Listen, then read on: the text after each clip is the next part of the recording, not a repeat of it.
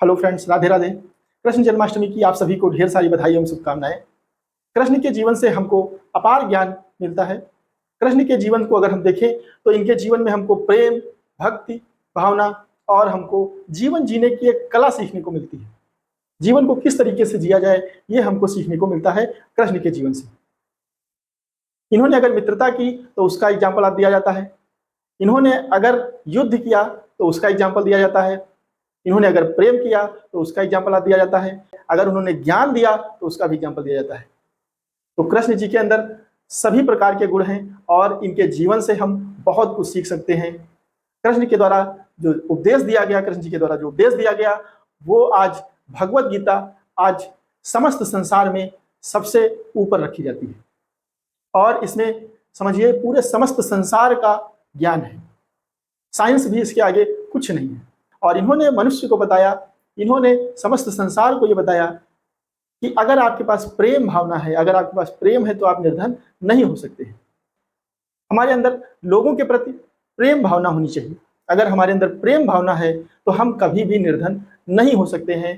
तो सभी प्राणियों में सद्भाव होना चाहिए, सभी प्राणियों में प्रेम भाव होना चाहिए। ये जो है कृष्ण जी का बहुत ही प्यारा उपदेश है और इससे समस्त मानव जाति का कल्याण होता है। तो दोस्तों, जैसा कि हम लोग जनरल एग्रीकल्चर पढ़ रहे थे, तो जनरल एग्रीकल्चर में हम लोग आज शेल्टर बेल्ट्स और विंड ब्रेक्स के बारे में डिस्कशन करेंगे। ठीक है, तो आज हम लोगों को जानना है what are shelter belts and wind breaks. तो आज हम लोग भाई शेल्टर बेल्ट्स और विंड ब्रेक्स को जानेंगे। देखिए, विंड ब्रेक्स जो है ये कोई भी स्ट्रक्चर हो सकते हैं जो कि विंड की जो स्पीड है उसको रिड्यूस करे। और शेल्टर बेल्ट्स का मतलब क्या होता है कि पौधों के ऐसी जो है रो, पौधों की रो, चाहे वो श्रब्स हो, चाहे वो ट्री हो, चाहे ग्रासेज हो, इनकी एक ऐसी रो जो कि हम लगाते हैं किसके लिए? विंड की स्पीड को कम करने के लिए तो लगाते ही लगाते हैं, साथ में हम जो हनी बी हैं या फिर जो बर्ड्स हैं, पक्षियां हैं, इन सबको जो है एक सूटेबल हैबिटाट प्रोवाइड करने के लिए हम इसको लगाते हैं। इससे क्या होता है कि शेल्टर बेल्ट्स से हम, जैसे शेल्टर आप जानते हैं, शेल्टर का मतलब ही आश्रय होता है। शेल्टर हाउस होते हैं, शेल्टर रूम होते हैं, बहुत सारे जो है शरणार्थियों के लिए बनाए जाते हैं, शेल्टर रूम बनाए जाते हैं। तो वहां पे शरणार्थी जो है उस तरीके से रुकते हैं, व्यवस्था होती है। उसी तरीके जो शेल्टर बेल्ट्स होते हैं ये पशु पक्षियों के लिए एक अच्छा हैबिटाट होते हैं, जिससे यहाँ पे पक्षियों को, मधुमक्खियों को एक अच्छा इन्वायरमेंट मिल जाता है और यहाँ पे ये रुकते हैं। अच्छा, इनसे दूसरा बेनिफिट ये होता है कि पशुओं को जो है, पशुओं के लिए चारा मिल जाता है और ईंधन मिल जाता है। हमको जो है इससे ईंधन भी मिल जाता है। तो शेल्टर बेल्ट्स और विंड ब्रेक्स में मेन अंतर यह है कि विंड ब्रेक्स कोई भी स्ट्रक्चर हो सकते हैं, चाहे वो स्टोन के बनाए हो या फिर जो है क्लॉथ के बनाए हुए बैरियर्स हो, तो इसमें, या फिर ट्री हो, तो इसमें विंड ब्रेक्स एक ब्रॉड टर्म है, इसमें कुछ भी आ सकता है।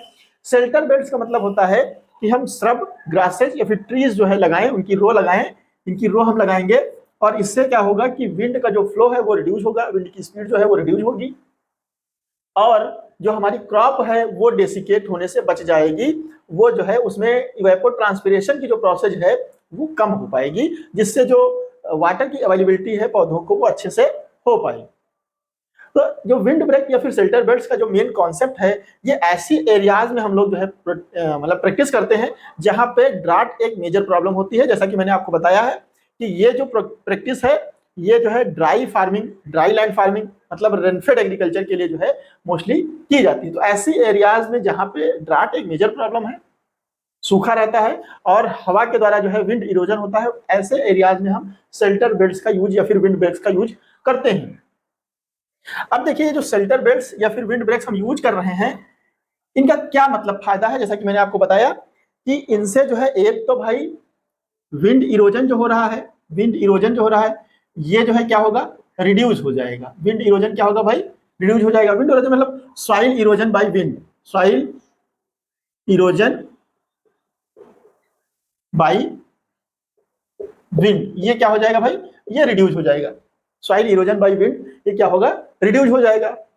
अच्छा, जब जो है हवा तेजी से नहीं जाती है तो ट्रांसपिरेशन जो है वो कम होता है। अगर विंड की स्पीड ज्यादा तेज है तो ट्रांसपिरेशन जो है भी ज्यादा तेज होगा, मतलब पौधों से जो पानी का लॉस है वाष्प के रूप में वो भी ज्यादा होगा। तो अगर विंड की स्पीड कम हो जा रही तो उससे एक फायदा तो ये हुआ कि विंड इरोजन या फिर सॉइल इरोजन बाय विंड जो है ये रिड्यूस हुआ। दूसरा फायदा यहाँ पे ये हो जाएगा कि क्रॉप की जो प्रोडक्टिविटी है, productivity of crop will enhance. ये क्या हो जाएगी भाई? इनहेंस हो जाएगी। तो productivity of crop will be enhanced, ठीक है।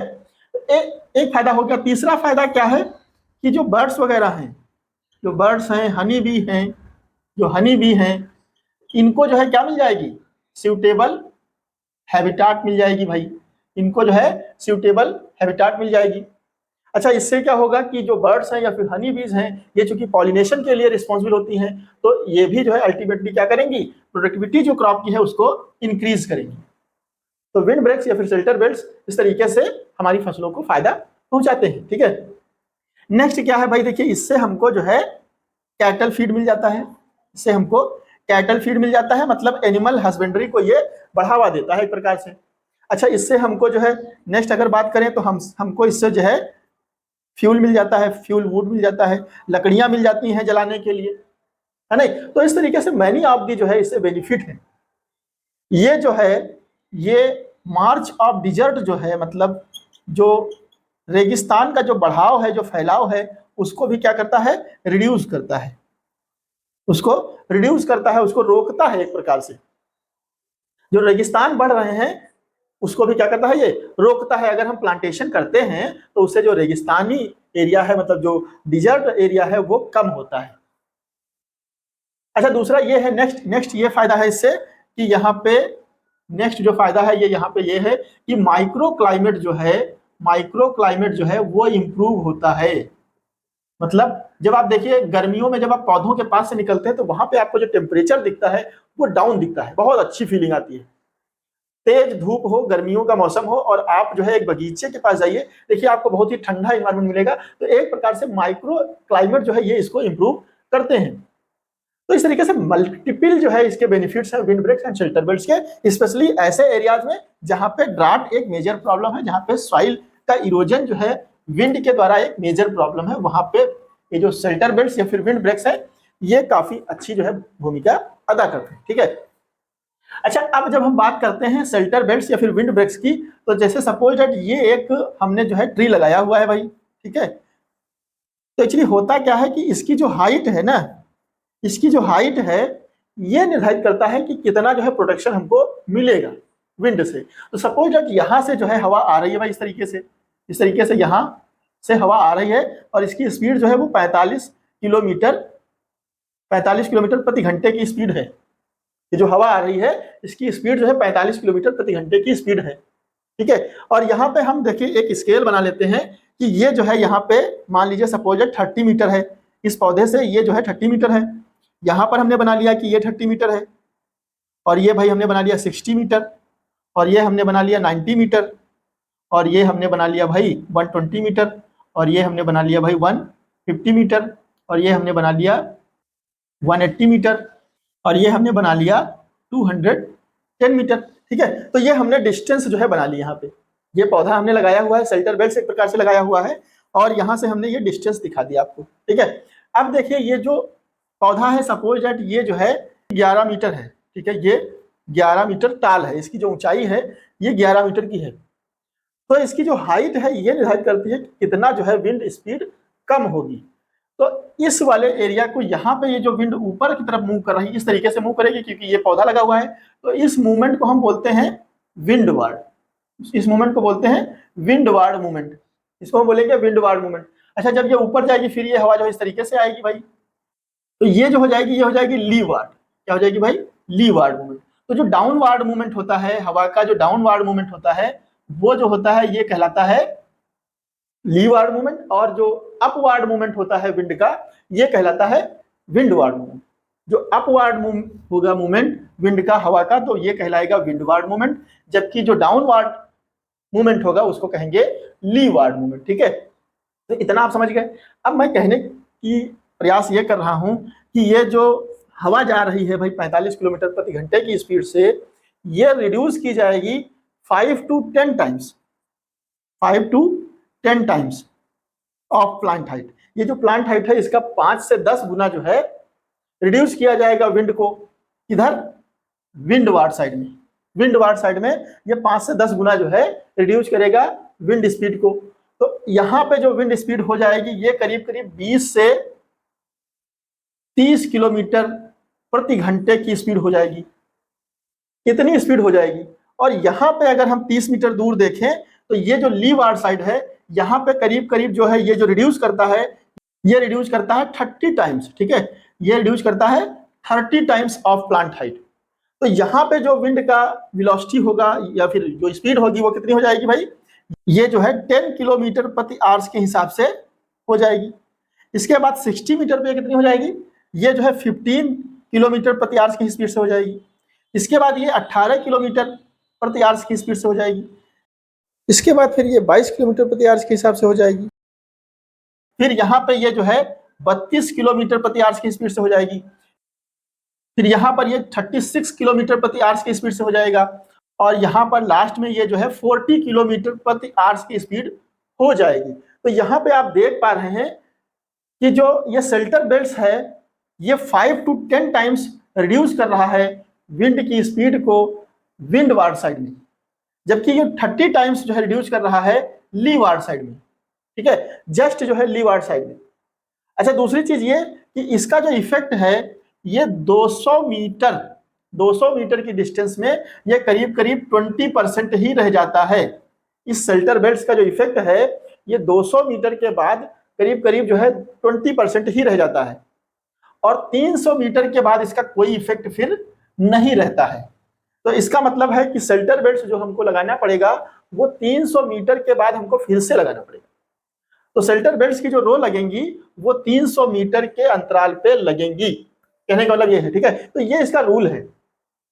तो जो शेल्टर बेल्ट्स होगा वो 5 to 10 times of plant height reduce करेगा विंड स्पीड को, कहाँ पे, विंडवार्ड साइड में, जबकि 30 times of plant height reduce करेगा लीवार्ड साइड, ठीक है।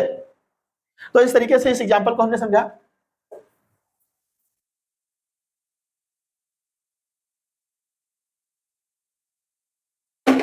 अब देखिए ये जो शेल्टर बेल्ट्स हम लगा रहे हैं इसमें हम कह रहे हैं कि ग्रास भी लगाएंगे भाई, ग्रासेस लगाएंगे या फिर हम श्रब्स लगाएंगे, ठीक है। और फिर हम क्या लगाएंगे भाई, स्मॉल ट्री लगा देंगे, स्मॉल ट्री लगाएंगे, और फिर लार्ज जो है ट्री लगा देंगे भाई,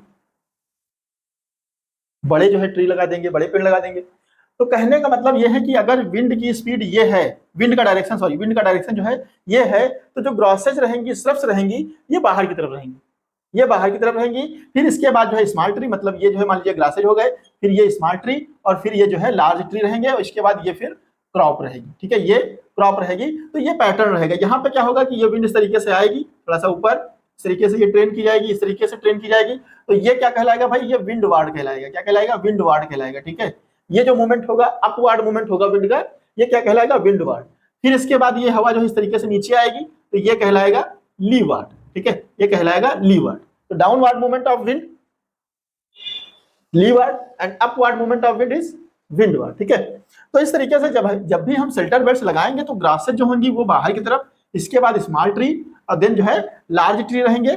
इससे क्या होगा कि जो फसल है इसको जो है विंड से किसी प्रकार का कोई लॉस नहीं होगा, फसल जो है बहुत ज्यादा गिरेगी नहीं।